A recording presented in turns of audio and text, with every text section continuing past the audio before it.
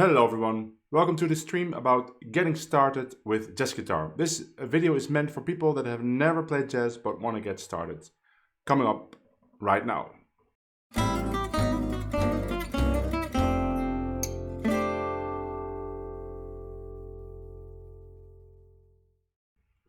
So if you've been following my channel for a while, then you know that I have a large amount of videos dealing with jazz guitar.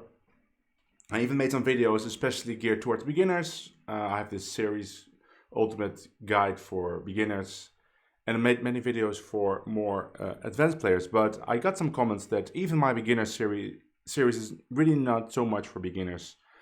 Still very complicated to get people started. People liked it, but even more advanced players are using that. So I thought, okay, let's make a video or start a series that is really meant for people that have never played jazz, and to just share with you some ideas that you could start using. So I call this series One Idea, because I'm going to give you one idea that you can immediately employ and practice. So I came up with something that I think would be doable for anyone that can already play guitar, right? So it's not a beginner series for people to learn how to play guitar or for technique. It's just to get your head around starting to improvise on chord progressions. So for this song, we're gonna only look at chords moving from C7 to F or 5 to 1. You've probably heard of it. And I'm gonna show you some concepts that are easy to apply, and then I'm gonna show you the concepts on a backing track, or maybe on several backing tracks that you can also find on my YouTube channel. If you're new to the channel, please like, subscribe, and also check the links for more information, so the link to the backing track, but also the link to my Patreon, because if you want to have access to any of the tabs that I'm using in this video, you can download them there, and along with the tabs for all my other videos. Okay, so let's start with the material for this video. So we're talking about C7 to F, and the C7, that's 2 bars, so it's 1, 2, 3, 4, 1, 2, 3, 4, 2, 2, 3, 4, 1. Right, so C7, F. Maybe you think, what are these chords he's playing? Why is he not playing C7 to F? Well, you could do that, but I'm playing the more jazzy version. And if you want to have more information about that, there's a link in the description about rhythm guitar, and I'm showing you all these voicings. It's not that hard, actually. So C7, 2 bars to F. Now, I have a system called the Van Hemert system, which I'm not going to get into. There's a link in the description explaining all of that, but we're going to use it. We're going to use that system of categorization to learn these things. And I won't explain the whole system, but I will explain what we're doing. So I have some tab for you, and it says in the tab C7, 2 bars to F, right? So I'm going to show you 3 lines, all starting on a chord tone of C7. So this line starts on a G. It's the 5th of C7, because C7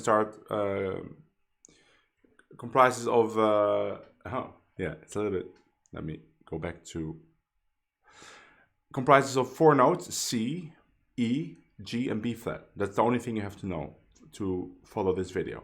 So I have a line starting on G, starting on G, starting on B flat, starting on C, and starting on E.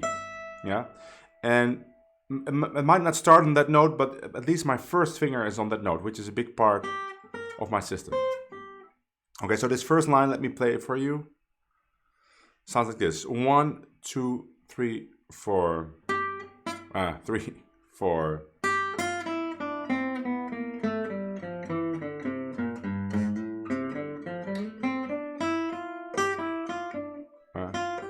Yeah, 3, 4.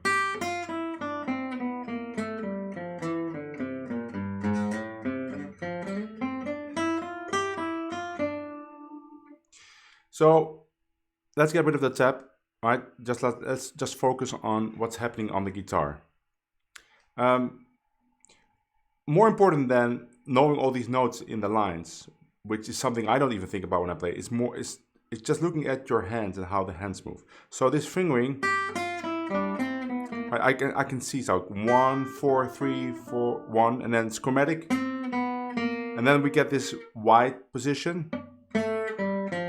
For 2 strings, exactly the same.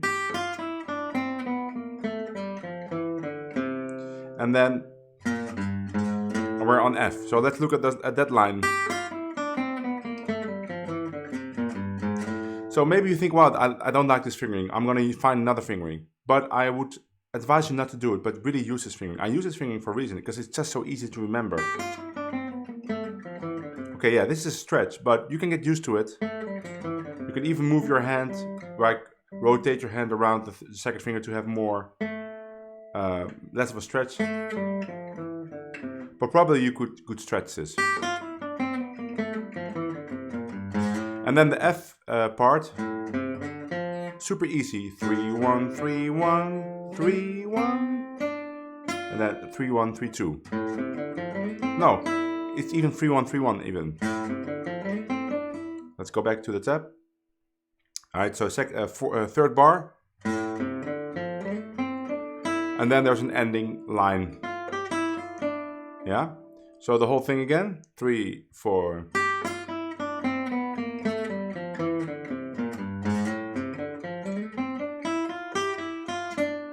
So the only thing you have to know, okay, this starts on the 5th of C7. And then realize, okay, so I could play this on any dominant chord to a 1 chord. This is an F, let's say we're in B flat, and we have to play F7 to B flat. What is the 5th of F7? That's something you have to memorize. Okay, so it's C. C is the 5th of F7 because it's F, A, C, E flat, right? So I'm also always thinking about the E string. So I put my first finger on the 5th, and I play this exact same fingering. So 1, 4, 3, 1, chromatic. Now stretch. And exactly the same fingerings.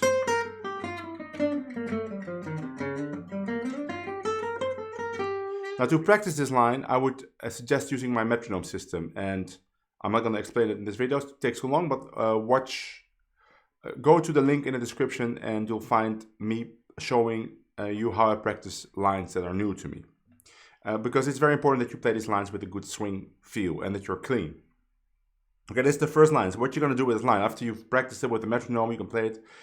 You're going to go to a backing track on my channel of Honeysuckle Rose, link in the description, and look at the progression of that song.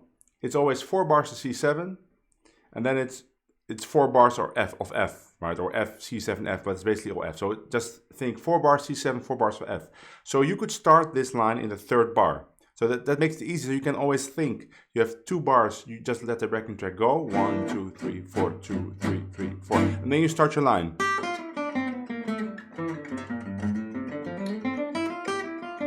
And then again, same, the second A, same chords. 2 bars open, then you play this line. Then the bridge goes to F7. So you can play the line here. And at G7, we don't do anything. And then C7 again, we don't do anything. And then we wait again for C7. Let me show you how that works. So we're going to play Honeysuckle Rose. Here we go. 1, 2, 3. First bar. Second bar. Here we go.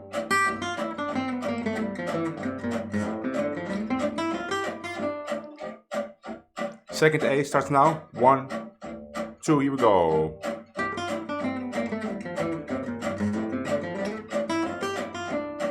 We'll go to the bridge, so F7.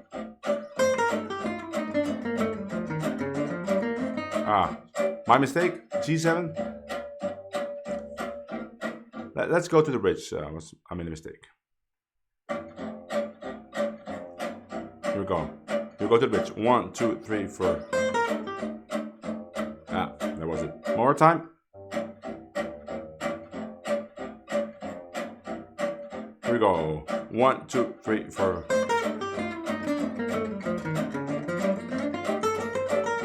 G7, C7. Third A. 2, and here we go.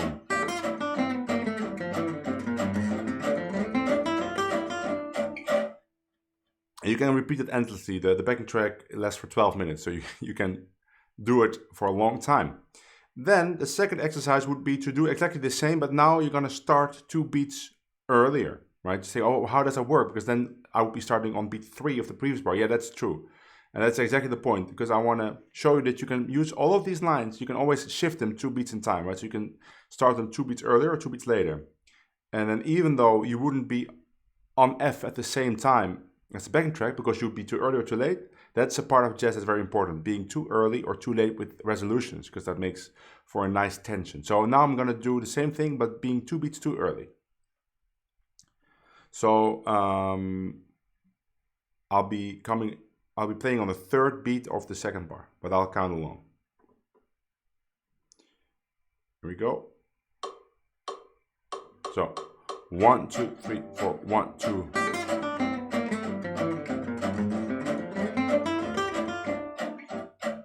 Second A. 1, 2, 3, 4, 1, 2, 3.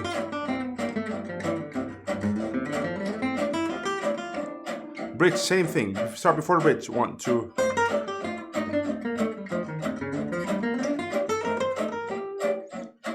G7, G7. 1, 2, 3, 4, 1, 2.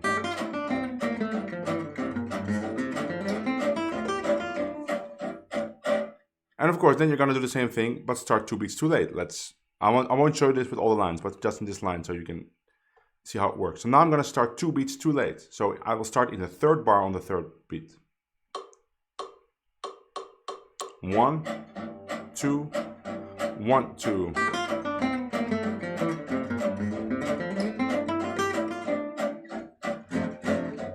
One, 2, 1, 2.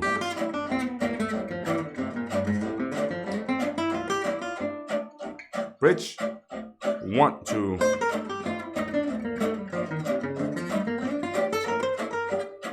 G7, G7. 1, 2, 1, 2.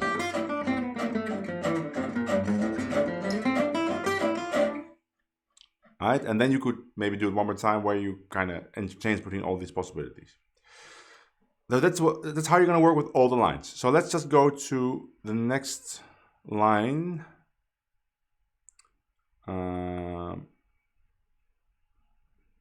Here we go. And again, if you want to have access to the lines, they are all on my Patreon.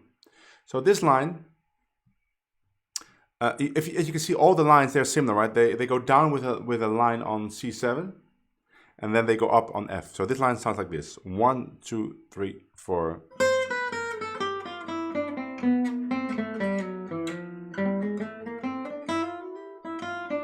One, 2, 3, 4.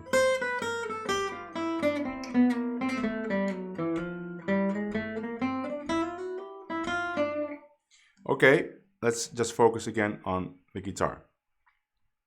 So, yeah.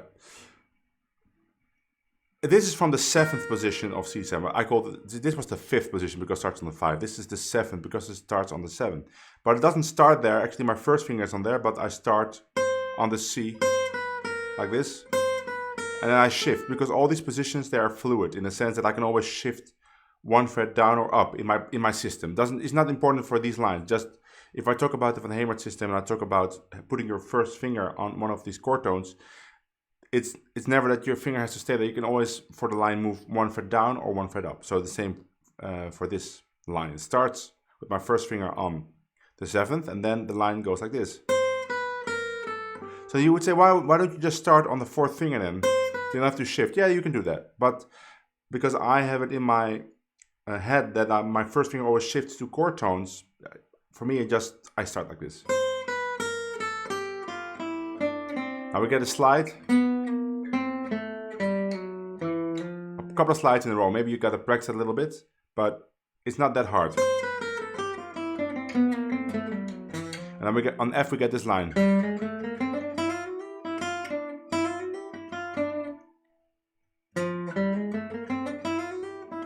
A nice bebop kind of line.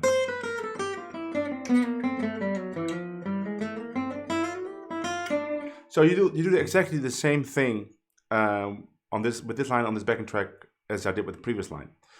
Let's skip that step. What I'm gonna do now is combine both lines. So I'm gonna play one line the first line maybe sometimes, then maybe this line sometimes, and I also shift them in time. So first chords I'll be very, I'll only play this line, but the second chords I'm gonna change between the lines. 1, 2, 3, 4, 1, 2.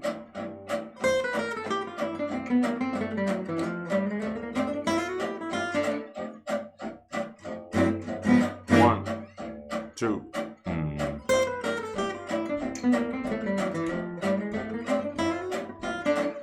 In F, right? So put my first finger on the E flat.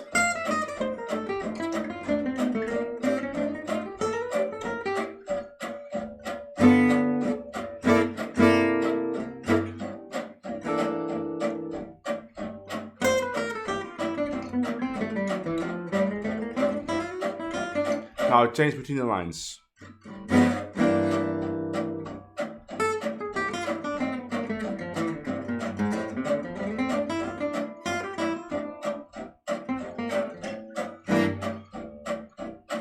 Too late.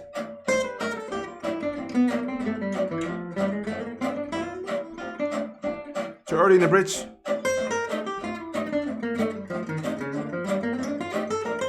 Actually, that was on time. Third A.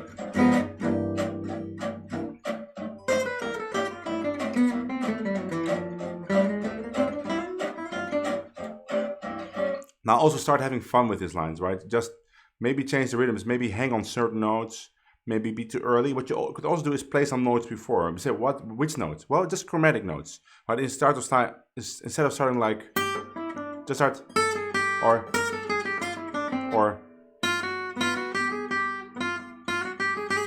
It doesn't really matter what you do. And but the same with the second line. Instead of playing, why not play whatever you can come up with. And then you start actually improvising, but within a very safe environment, because you have a good line to play every time when a C7 goes to F or F7 to B flat. Now let's go to the third line. So the third line, as you might have guessed, is in the first position of C7. So it's with my first finger on the C itself, right? And the line sounds like this: 3, 4.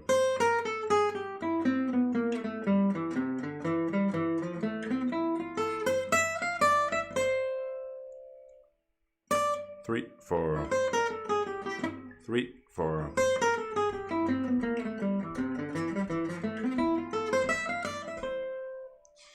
So again, it's not the point to start analyzing these lines too deeply. Just learn them, get them in your fingers, left hand, and get the picking patterns for the right hand, and then just remember the movements of the hands, actually, both hands.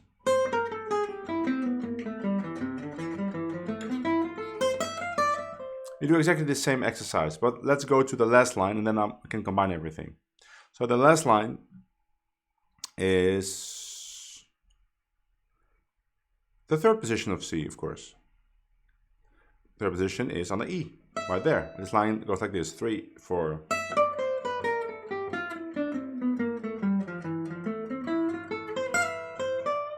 Three, 4.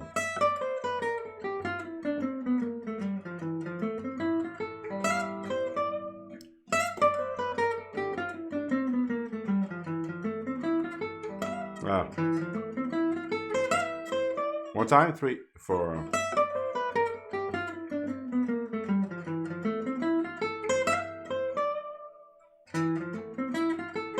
The last two notes are swept, so I was making a little mistake there. 3, 4.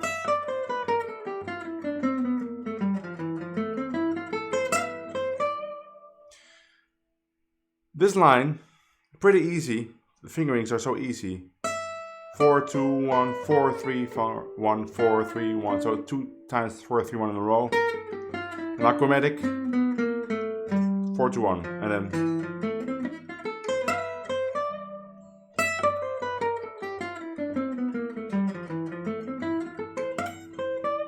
Let me play for you a little bit on the backtrack, combining all 4 lines.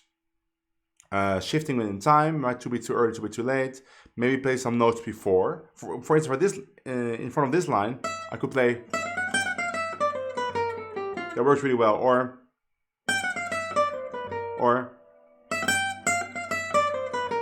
whatever you can come up with. But it's all based kind of chromatic thing. It's not.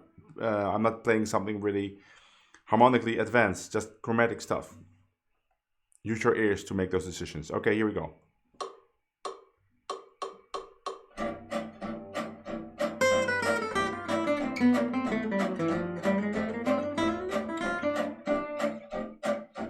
You can play some chords when you don't have to play.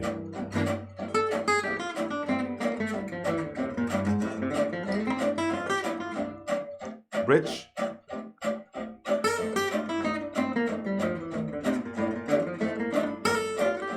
G7.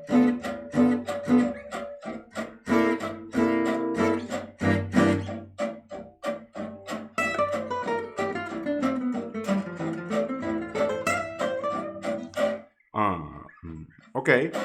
Now, but the C7 lasts 4 bars, right? So on those first 2 bars, you could also play some of the C7 stuff that we played. Just don't resolve, right? So I could play and stop there, and then maybe go to another C7 line. So now I combined the 7th position of C7 line with the 5th position of C. So let me do a chorus of that and just be creative.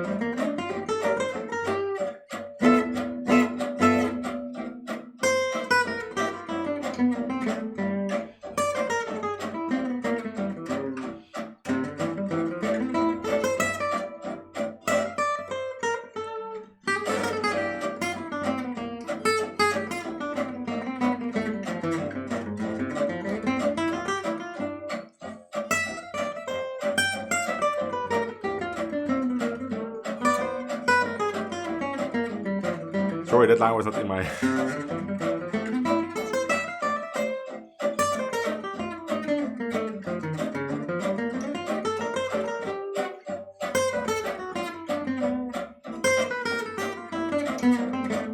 So on the G7, I've just played 3rd position of G7.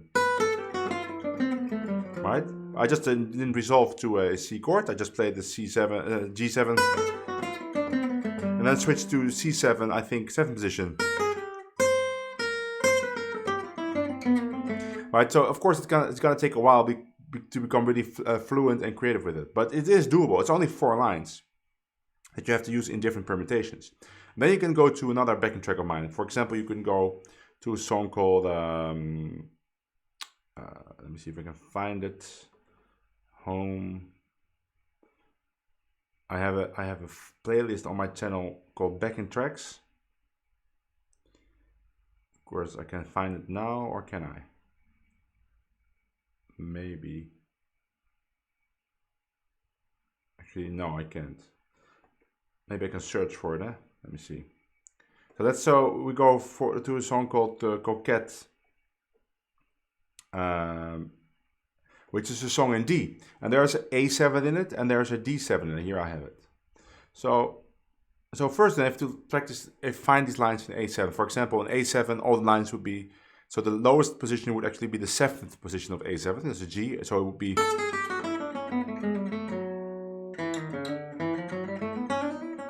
First position of A7.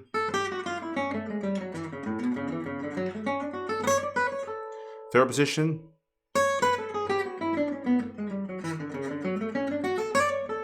Fifth position. And there's also D7 in it. And there's also E7 in it. I won't bore you with doing all these things again. It's just the same thing.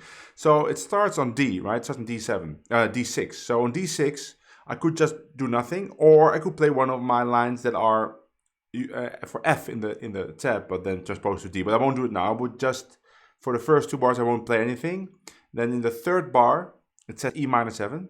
But here's another trick. Whenever you see E minor 7, A7, so like 2-5, you can just think A7 for the whole thing. So the chords are E minor 7, A7, and again E minor 7, A7, but that's actually 4 bars of A7. So I can play my lines there. In the bridge, it says A minor 7, D7. Again, it's 2-5. You can just think 5, so it's 2 bars D7. So I can play my D7 lines. So let's try that. D, here we go.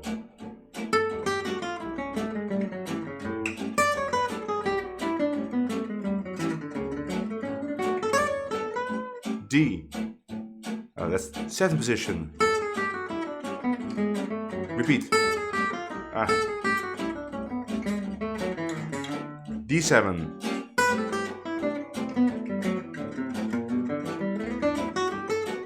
E7. A7.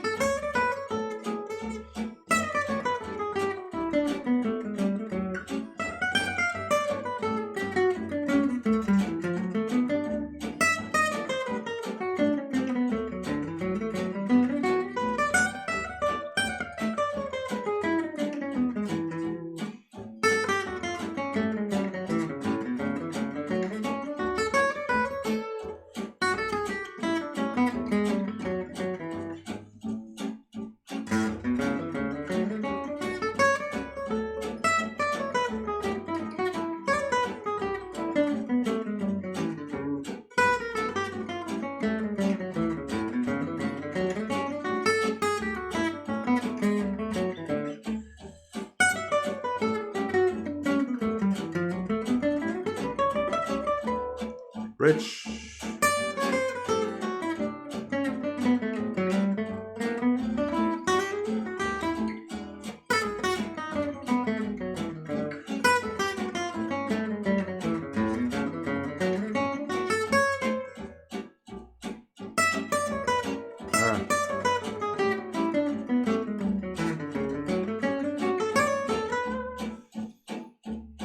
And you can go to any of the other backing tracks on my channel and try it, or backing tracks by other people, doesn't matter. But just use this one idea, like, so you go down with these 4 ideas on dominant chords, and you go up on the 1 chord with these lines. Don't change too much, just get the flow going, because that's what we're trying to reach. We're trying to reach a state in which we have a constant flow of notes. Like, not that we have to produce a constant flow of notes, but it's important that you in the end would be able to play constantly if you have to, because that just means that you have tons of ideas, and then you can choose from the ideas.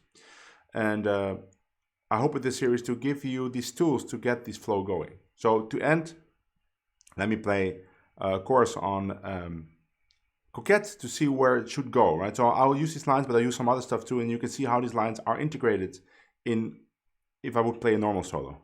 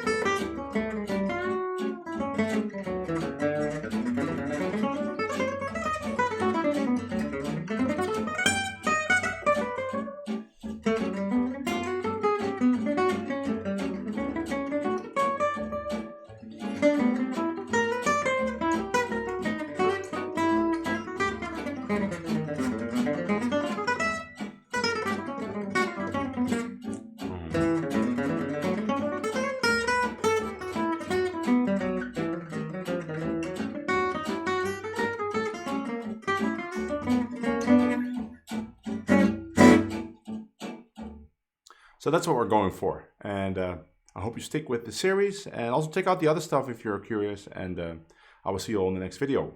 Bye.